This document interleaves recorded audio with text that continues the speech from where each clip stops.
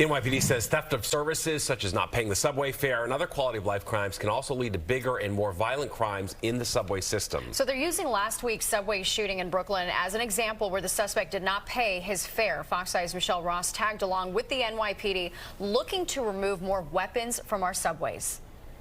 To many, it looks like a minor offense, and it is. But the NYPD says someone not paying their share to ride the subway can lead to a violent or deadly outcome for commuters. And last week, it did. Gunshots rang out on an A train in downtown Brooklyn, and the instigator, who brought the gun on board, skipped the $2.90 fare and walked right through the emergency exit before the chaos. If you want to keep the system safe, the first thing you got to do is keep bad people out the system who don't pay. Earlier this month, Fox 5 News followed the NYPD's transit response team as they went after fare evaders in an effort to find transit recidivists, those who repeatedly commit crimes in the transit system. We tagged along with this team for a second time.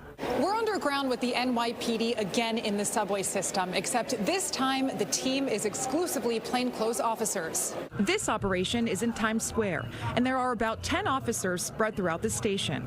So far this year, 17 guns have been removed from the subway system thanks to operations just like these, catching fare evaders in the act with the plan to stop any further crimes from playing out.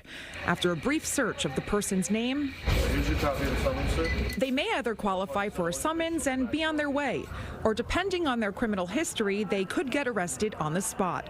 The team made 3 arrests on Tuesday afternoon in Times Square alone, and all had warrants. The first arrest of the night, police recovered this stolen diamond watch from a man who entered the station through the emergency exit. He was also found with a MacBook. Police linked these items to Facebook Marketplace transactions gone bad. So on top of the theft of service arrest, police were able to close out one open case for robbery and another for possession of stolen property. What are some of the biggest things that the plainclothes officers can discover or uncover? We could discover from knife all the way to firearms, drugs. On the same night in the Bronx, officers found a man smoking in the Fordham Road subway station, which led them to this gun. When they confronted him, they realized he was wanted for domestic assault and was carrying the firearm. Although he wasn't caught beating the fare, he was still committing a quality of life crime. So how does targeting quality of life crimes prevent bigger crimes from taking place?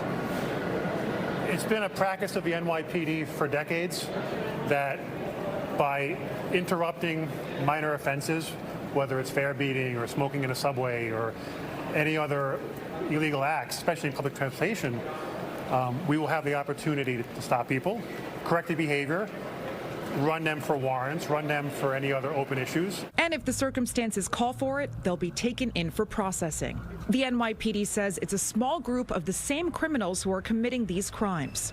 38 people were arrested last year for assaulting MTA employees. All of those 38 people had a combined 1,126 career arrests.